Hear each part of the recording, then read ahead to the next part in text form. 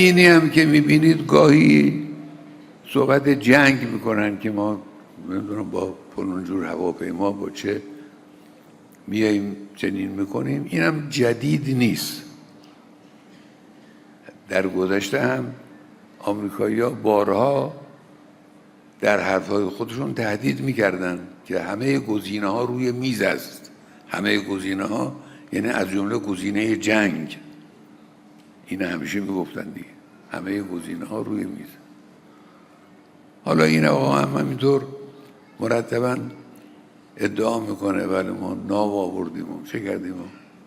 به نظر من ملت ایران رو از این چیزا نباید ترسوند.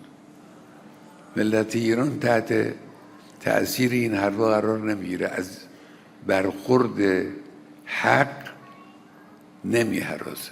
ما شروع کننده نیستیم، ما به کسی ظلم نمیخوایم بکنیم، به کشوری حمله نمیخوایم بکنیم، اما در مقابل اون کسی که طمع داشته باشه حمله بخواد بکنه، اذیت بکنه، ملت ایران مشت محکمی به او خواهد زد.